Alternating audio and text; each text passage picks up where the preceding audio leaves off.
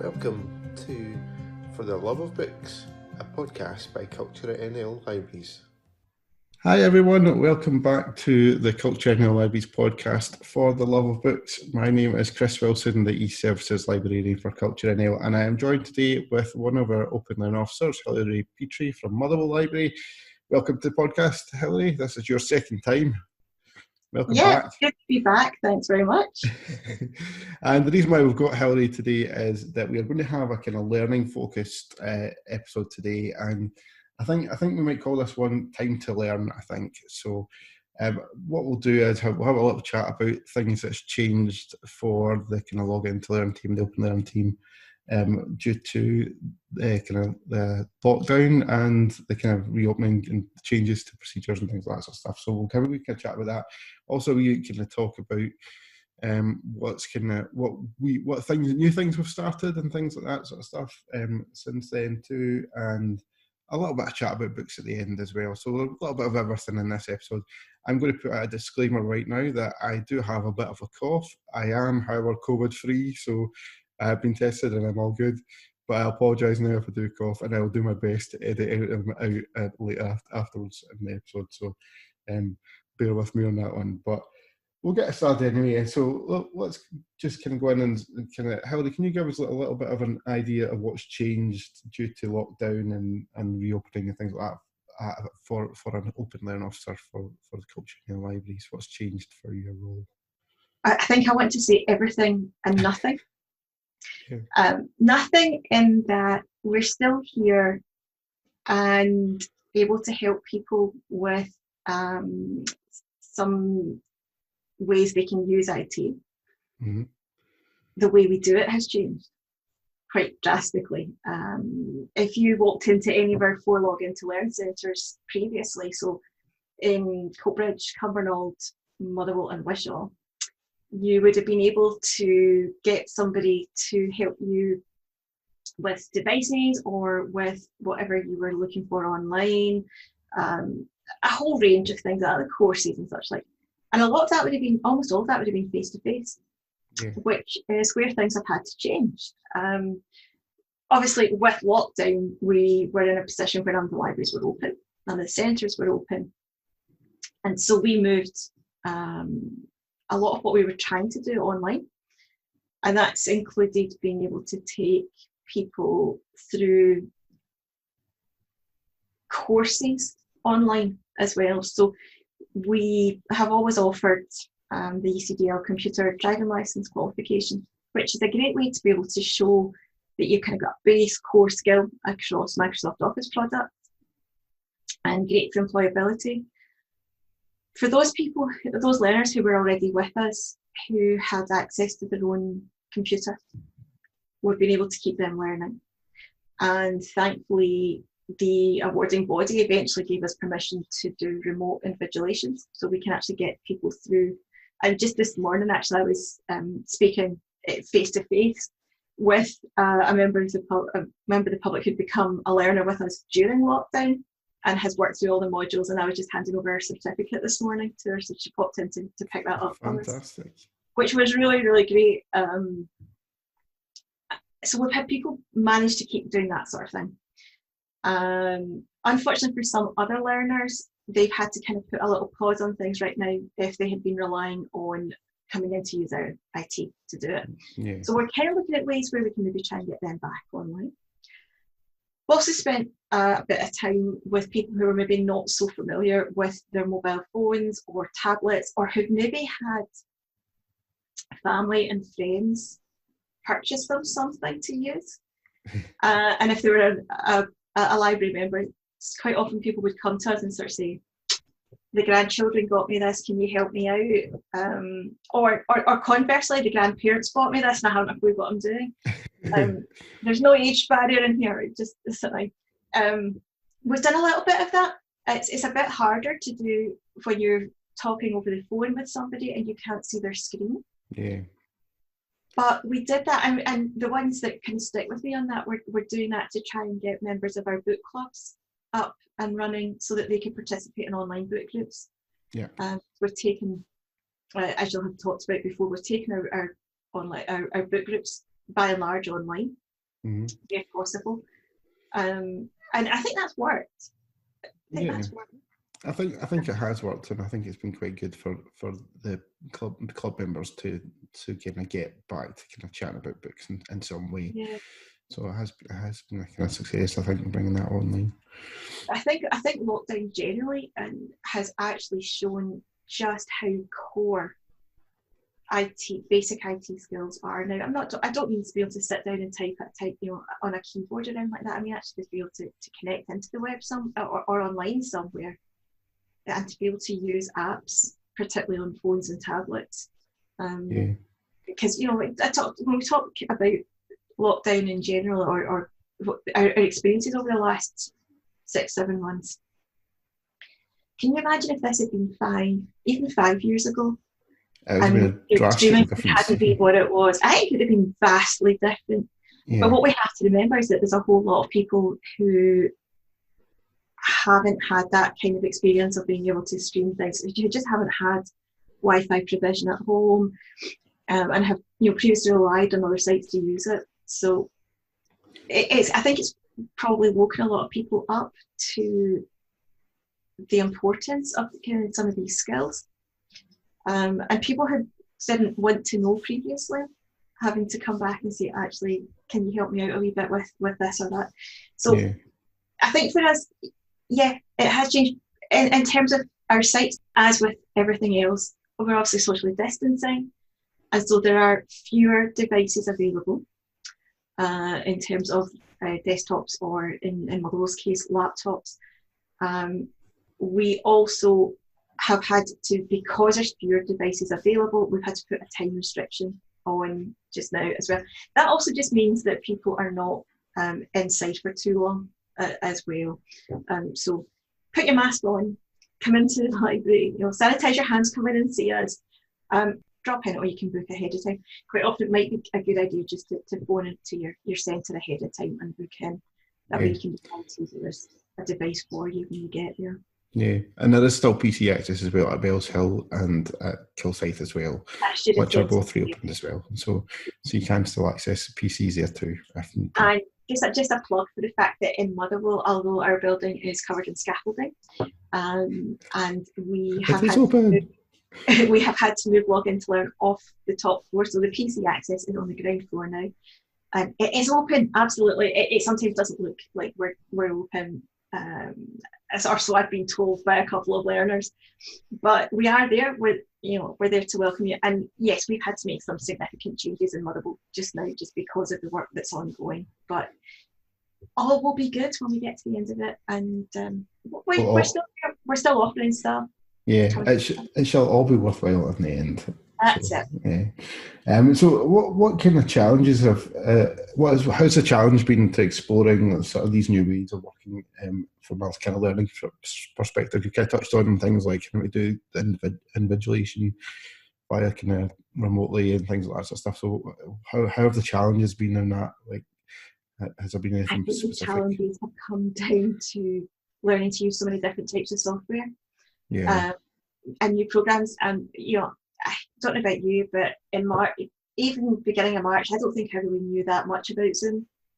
And now, although we don't use it day to day on our systems, you do find yourself doing lots of things on there, or other platforms like Skype or WebEx or whatever else. And actually, for us, it's been about not just being able to use one of them; it's being able to use all of them. Yeah. Finding the one that kind of suits the customer that you're kind of dealing with and things like that sort of stuff. But you'll remember as well that even at early stages of lockdown, we were all sort of scrabbling about trying to find platforms that worked for the various tasks that we were trying to use. So definitely, I seem to have sort of dabbled into lots of different things over lockdown, and I think for me, in some ways, that's actually been quite good to be the learner rather than being on the sort of tutor side of it. Yeah. And having to I think actually still constantly feeling I don't really know what I'm doing here. That's a trade secret, folks. But sometimes is what's happening in behind your own learning officers. I should say, in my case, I wouldn't dare say that about my colleagues, but to be honest, I think there's a few with me that quite often, particularly just now, we're all learning new things. And one of my kind of real I wish I still have a bit more time to, and I really do need to dip further into, is looking at how we deliver the core learning. So the real basics in a COVID environment, so where we can't sort of sit down with a group of people and touch their screens, and sort of work side by side with someone. I had somebody was in Motherwell this morning that is a regular user of or a regular customer of the service, and a great learner, but had a new device and wanted a wee bit of help. And you sort of realise just how often you go to touch the screen and how you actually, I think you've had to learn a kind of new way of working and a new vocabulary of making sure that you get the learner to move even the basic commands, doing things. Because you do sometimes just fall back into like the kind of old habits of like that's been pre-programmed into you for years, because it's just been the way you've done things for so long. And it is easy to forget about it for just a split second. And even sometimes it's really been, you would previously have demonstrated something and then got somebody to do it. Whereas actually you have to talk them through the whole process now, rather than being able to sort of do a watch and learn. Yeah. It's just a whole talk through, which I find quite challenging. Yeah.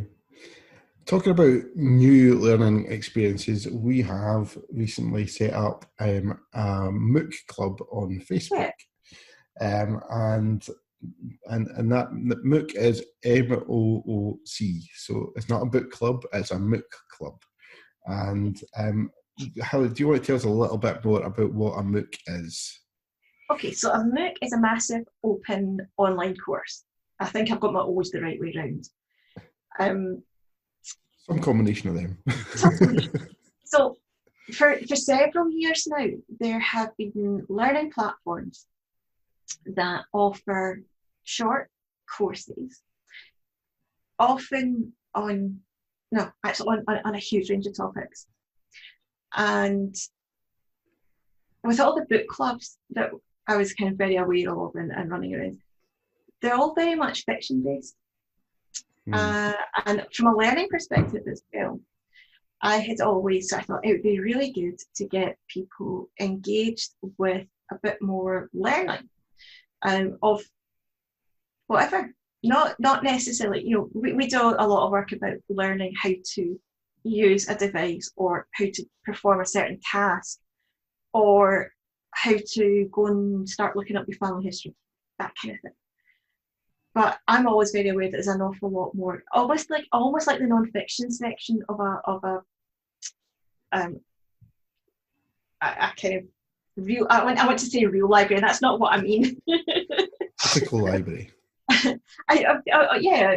So you've got your fiction, you've got your non-fiction section, and the MOOC Club idea was a kind of idea that had been sort of flying around for a wee bit about, well, what if we try and get people together who fancy learning something?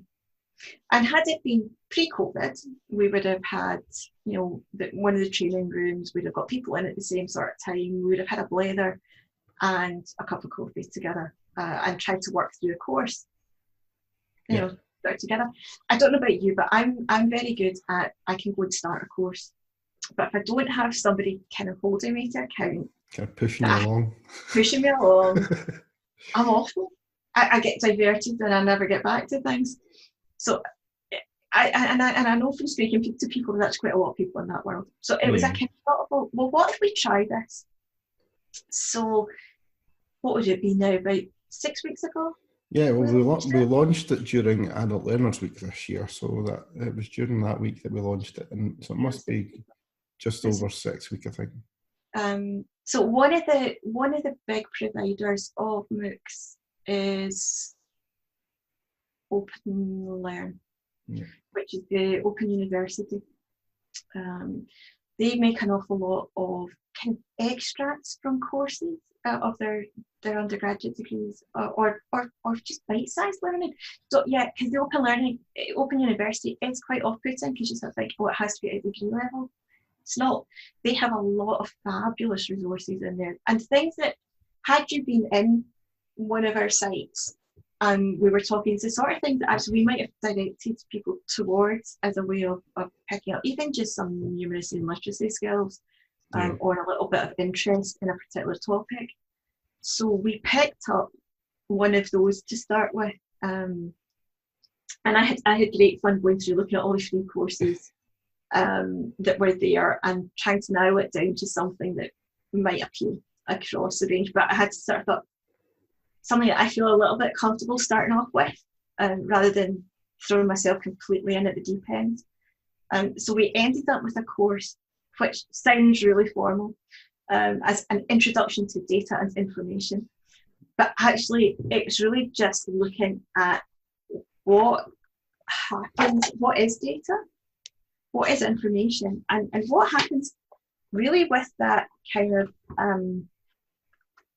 you hand over your loyalty card in store, and just how many of those we actually hold. Or you scan the app on your phone to get back to COVID,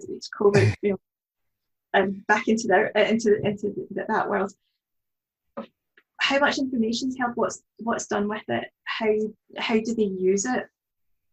And it started sort of looking at that kind of side of things. Yeah. I think those of us that did it, I think found quite eye-opening. It certainly was. The one thing I remember from it that stuck out to me was that one of the kind of tasks it sort of sets is to kind of have a look at your wallet and have a look at what information is contained in your wallet about you, which I thought was really quite interesting. And whenever I did actually do it and had to look through, and it's actually amazing how many kind of different things you can find out about a person, and where things like where they've shopped, what's their favourite kind of place to buy coffee from, what kind of professional bodies they may be a member of, all that kind of stuff, and it's all contained in a wallet in your pocket, and it kind of showed how much information can be in such a small space, and that applies to kind of even online places. Whenever you're filling out forms and things like that, you can whenever you're filling out a form online, there's lots and lots of information you're putting in, and you can, most people fill it out and not really thinking too much about it, but that's that information out there and the T's and C's of these companies to kind of do whatever you've agreed to, it will be having not read about it properly. And so it was definitely an eye opener for various things, I think. I think one of the other ones I liked the way it sort of touched on, and it would have been nice if we'd been able to go a bit deeper into, and was looking at maps and the data that and comes out of those, because I remember seeing it must just have been about a year ago, there was some programs on the Spanish influenza outbreak in 1918, 1919, just at the end of the First World War, so sort of 1719. And that documentary that I watched had shown you how that was really the start of the sort of public health information pulling together, because they started to map where, I think it was in Manchester, the Manchester one was cholera, but I think because of that they did it with the flu as well, and they were mapping kind of where cases had been, and then they were realising that that there were these local clusters with the cholera, in particular in the 1850s. That's when they started to make the connection that came from water. It was water that was causing the problems, and it was a great way to kind of even go back and look at things like the National Library of Scotland, who've got the old maps. So you can take on their website, you can kind of go to where you are just now, or somewhere you want to look at, but you can go back through a whole lot of old digitised maps, and you can overlay them on the current map area, which is fascinating to kind of go back and look at how areas have changed. And we didn't really get a chance that week to kind of dig too deeply back into that section, but it would be one thing I would sort of, again, just say to people, if you're interested, there is a link actually currently on our CultureNL ISOLearn pages to the National Library of Scotland map section. It's in the ancestry and family history section. Yeah. Go and have a play with the maps in there. Brilliant. Yeah, I think that I didn't realise you could overlay them and things like that. That does actually sound really interesting. I might actually have a look at that myself. What's the next MOOC that the club's now working on? Okay. And having a look at. This is the point where I should have started this already this week and I haven't. I know I have to. I'm confessing bad homework moment as well. I'm a little bit behind too, but we'll get there. We'll get there. But we'll get there. So one of our colleagues had got in touch with me just after we started the MOOC group and said, "Have you seen this course that's coming up?" And so one of the other big providers of MOOCs is a project called FutureLearn. And they do pull a lot more information from universities around the world and big companies. And the University of Glasgow, along with the University of the West Indies, have pulled together a course called The History of Slavery in the British Caribbean. And so we're going to work through that over the next few weeks. Now that has just started on FutureLearn. And although the group will work together and we'll put some stuff and some questions up onto the Facebook group for the core of us that are the team that are working on it here, and please do come join us in there. The actual course site this time includes a whole lot more chance to interact with people around the world as they undertake this course. And that's one of the beauties of MOOCs, is that because you don't have to be on site, people can do it wherever they are, and courses do find that they get huge numbers starting them. But interestingly, the research shows that people drop away. Yeah, it doesn't surprise me too much that happens. Yeah, because life does tend to get in the way sometimes of these things. Yeah, but I think that with this course, because it's partly being run by University of Glasgow, it's going to have that look at the implications. I think the way it looks, we'll learn a lot more about the slavery connections in Glasgow, which, as someone born and brought up in Glasgow and interested in the history of the place, I've known the connections with some of the street names and the sort of pottery and stuff, but we have, I think, very much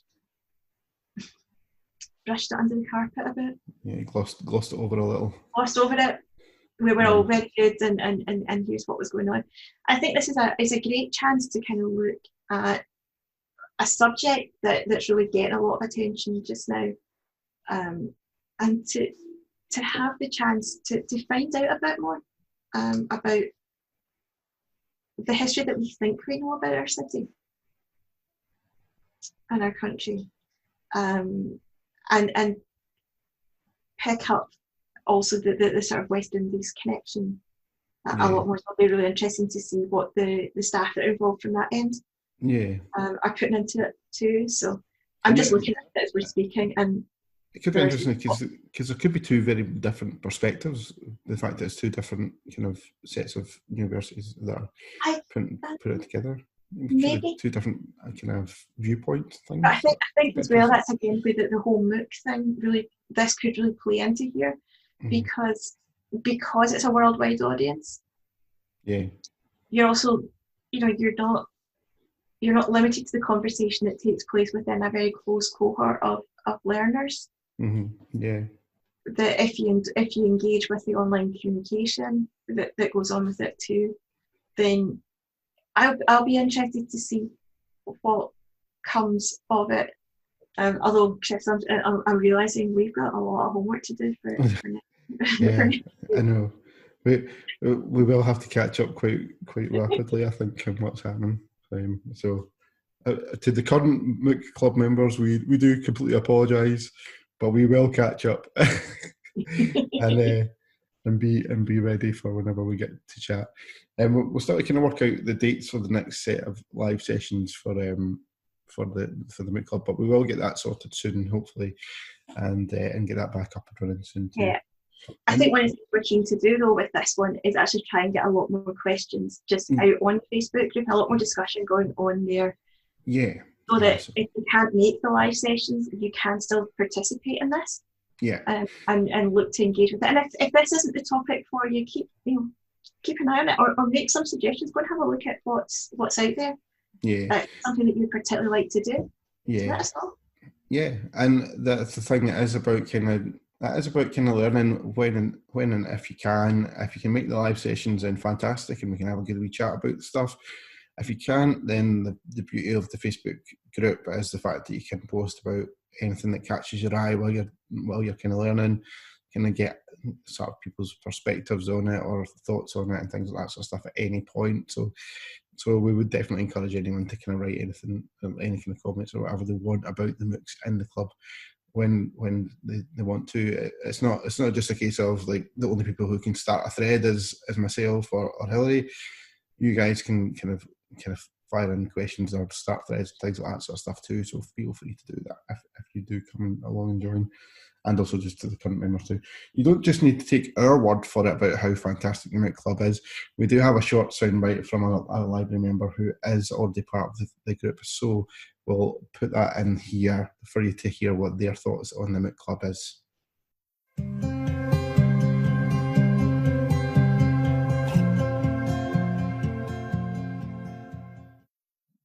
MOOC attracted me as an opportunity to learn about a new topic in an informal setting.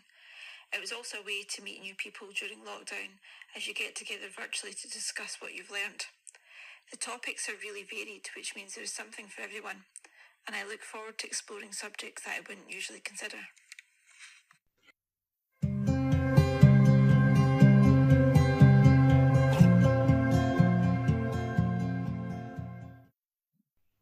So there you go. You don't just have to take our word for it about how fantastic the MOOC Club is. Even the library members think it's amazing, which is no surprise because libraries are fantastic. And I understand there was no need for chocolate bribery in there either. No, not at all, not at all. We just asked very nicely, so thank you very much for that, for giving us that little soundbite as well. We're kind of coming up to the close of our episode now, so we'll kind of sort of run through a little bit, a few things as well about some. Well, let's bring books back in the equation a little bit. So, normally we've chatted a little bit about kind of learning. We've chatted a bit about learning and books and stuff in the past, about how sometimes non-fiction books tend to kind of sometimes get overlooked a little bit when it comes to book conversations. People tend to try and default to fiction, and when they're talking about like, well, what's your favourite book and things like that sort of stuff, or what do you fancy reading soon, or all that kind of stuff. So I thought we would kind of maybe have a little bit of a quick chat about sort of a couple of non-fiction titles that maybe caught our eye recently, and also we did throw out a very, very late recommendation email to our colleagues, and it was very late, so I must apologise to them for that. But one of them did get back to us with a recommendation as well, so we'll file that in after we've had a wee chat as well. I thought I would kind of put in the one that I have kind of got my eye on a little bit. It's called Stories of Hope, and it is by Heather Morris, who is most famous for her book, her fiction book, The Tattooist of Ipswich, and also Silke's Journey as well, which is released that as well.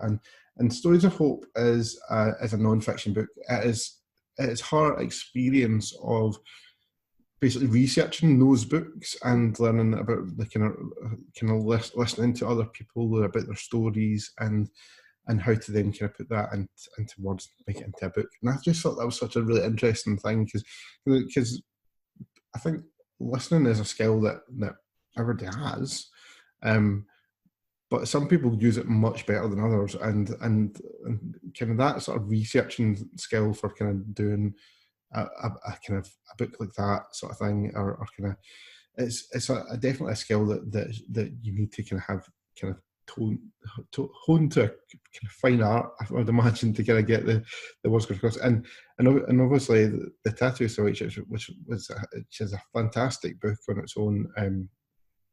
It was a bit controversial because some people kind of said that it kind of bended the truth a little bit, but at the same time, it is a fiction book, so it's to be kind of expected maybe to kind of dramatise it a bit to make it a bit more interesting and things. But certainly, I think that's one that's definitely kind of caught my eye, and it is currently available on BoardBox to reserve, and the e-audiobook will be available soon. My E-Services plug in there, so there you go. But yeah. Hilary, have you got a title that you would like to throw in, or kind of? I'll throw in a couple. Earlier on this year, pre-lockdown, I discovered The Secret Barrister. Yeah. Who has writes various columns and has an excellent Twitter account as well. But because we don't actually know who it is, had written a kind of eye-opening account, I think is probably the best way of describing this, of what it's like working in the court system in England. And it was one of these ones, it just makes you stop and think. So having read that, I was recently gifted a copy of the follow-up book, which is called Fake Law, and it's looking at the idea of justice in the age of lies and how the media manipulate. I think, from a quick glance at it, how the media manipulate stories is maybe too strong a phrase. How the spin that goes on to things. Let's go that way in the agenda. And you saying about the tattoos, the Auschwitz.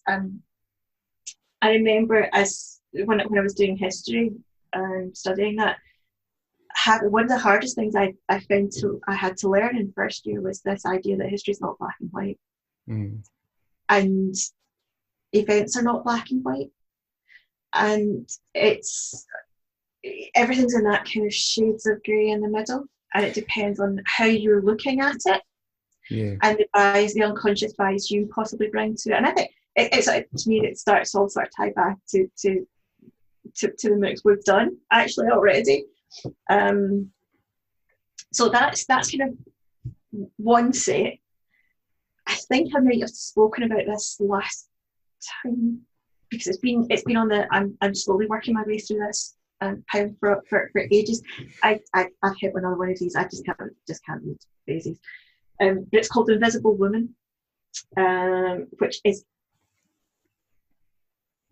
I think it was a Science Book Prize winner last year. But it looks at the idea of data bias in sort of design, and the fact that the world is designed for men is the hypothesis. Even just down to the way the routes that they flew first. It was a Norwegian study, I think, about certainly Scandinavian. But when they had worked out the routes for ploughing after a major snowfall, they realised once they started to look at the bias in here that it was all about getting cars moving, and it wasn't about the women who would often have to take the children to school first, and then there was a whole kind of sort of bias behind that. There's things about safety testing in vehicles, and so it's a fascinating read. I just keep putting it down and not getting enough time to kind of go back to it in big chunks. Yeah, it's one of those books I keep seeing it everywhere actually, and it keeps catching my eye, and quite a few people have recommended it to me in the past, and so it's definitely one that I would like to kind of pick up at some point. I'm not a huge non-fiction book reader, I have to admit, but certain things, I mean, that one definitely kind of catches the eye as something that sounds very interesting. Yeah, for sure. So my one of my other recommendations would be this: the one that got away from me. I had a copy of Sue Black's All That Remains, A Life and Death, and I gave it to somebody to read. That's okay. I will get it back eventually, but it was just sitting on my pile. It was just sitting on my pile of things to read. She's a professor of anatomy and forensic anthropology, I think, at Dundee. I think she worked with Paul McDermott. Oh, right, okay. If it's the person I think it is. But she does she's sort of done a whole lot of the sort of forensics and the anthropology stuff, and looking at how the investigations work in that environment. I think a lot of crime fiction readers would probably find this a really good gateway book across into non-fiction if they sort of say, you know, I don't read non-fiction. I think this is one that's probably the sort of crime novel. Yeah, it's kind of almost slightly crossover-y. You know, there's more and more non-fiction like that. Yeah. But I think is a great way to kind of get into things and make that crossover. Yeah. Yeah. I say we did get one staff recommendation from my very late email yesterday.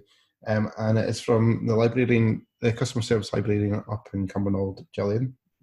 And her recommendation was Why I'm No Longer Talking to White People About Race by Rennie Edo Lodge, I think is how you pronounce her name. And if I can read my really dodgy writing that I've written down in my notepad, the reason why she recommended it was this was a great timely read. The book explores the links between gender, class and race in Britain and other countries with experiences of Black and Asian people in the UK. It's a shocking but important read, I think it was at the end, she said. That's been a very kind of popular title recently, and again, it's also available on BorrowBox to reserve if you want to kind of have a look at that as well.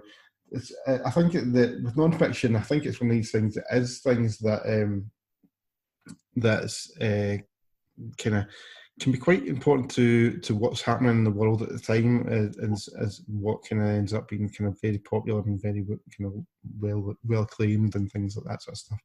I know, for instance, obviously there's a big election coming up in America next month, and at the moment there's loads and loads of very popular titles to do with a certain president over there at the moment and things like that sort of stuff. So I think that is one of the things that with non-fiction, it can be kind of very much about the situation that the world, I feel like, is facing at that moment in time in terms of how popular these titles are and things like that. And there are always things to learn from them, even if it is just a sort of biography about someone and things like that sort of stuff. You can always kind of pick up kind of little things about like from their life that can sort of impact on you a little bit and things like that as well. So definitely. Yeah, I think you're right. Biographies are a great way sometimes to learn about other things as well as the person that you're reading about. Yeah. But even in a lot of fiction, the amount of non-fiction that you can and fact information you can sometimes pick up in novels as well is absolutely brilliant. But you're right. I've got a number of American-related non-fiction, political non-fiction on my to-read list, but still haven't got them. What I'm interested to find out is, depending on what way the election goes, is whether the popularity of certain titles will diminish after the election, or whether they'll kind of keep that same level of interest.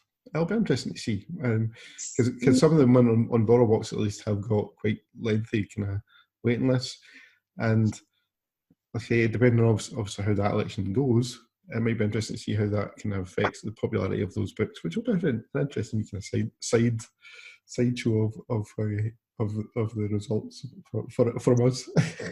The one that immediately springs to mind, actually, for me when you say that, is All the President's Men, which was in 1974. It was Cal Bernstein and Bob Woodward.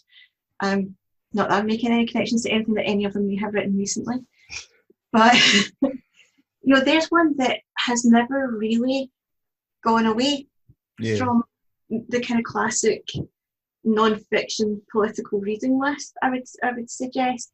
And I suspect that some of the stuff, regardless of what happens in the next few weeks, I would suspect that some of the stuff will remain there. But you're right, as the world changes and things spin and change, I think that does influence the sorts of non-fiction that get a lot of publicity and a lot of people want to read them. Definitely. definitely. Yeah. So I think we've just about come to the end of our episode. So I thought we mentioned our MOOC Club earlier on, and what I thought we could do is give a little hint as to how people can actually join the club if they want to. Which would be a good idea. Which we post quite regularly now on our kind of regular social media about the club with kind of links to be able to join it. Also, if you go onto Facebook itself and actually just search for CultureNL Libraries MOOC Club, it should come up in the search engine there, and you can just kind of ask to join the club from there, and we can kind of add you in from that point. So it's then nice and easy to kind of join the club as well.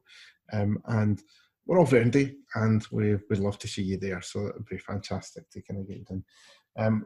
I thought to kind of end the episode, I thought we would kind of maybe just highlight a couple of things that are kind of on the horizon a little bit for CultureNL libraries as well. Near the end of this month, CultureNL libraries will be taking part a little bit in #NL Halloween. Obviously, Halloween this year may be quite different for a lot of people because of certain world pandemics that are going on. But the North Lanarkshire Youth Work, I think it is, have got plans to kind of put on lots of stuff online about kind of things that you can get involved in, and we are going to be posting a few things online about that as well. So that should be happening between the 26th and the 30th of August, and so do watch out on our social media for things to do with that. Just in case anybody thinks Chris wants to relive part of this year, that would be October. What did I say? August. Did I say August? Oh my goodness. October, definitely October. Yeah, no, we don't want to relive too much of 2020 at this point. And then on a bit further than that, and I will get the month right for this one, is Book Week Scotland is coming up on the 16th to the 22nd of November, definitely November. And so we will have some stuff going on for that as well. So a couple of dates for a diary to watch out for stuff that's happening, and you can keep an eye out for that. If you want to leave us any feedback on the podcast, you can do by using hashtag FLB podcast on Twitter, or you can drop us a little email to librarypodcast@culturenl.co.uk as well. So, but watch out for future episodes coming soon. That's all from me and all from Hilary for this episode. So bye for now, guys. Bye-bye. Bye.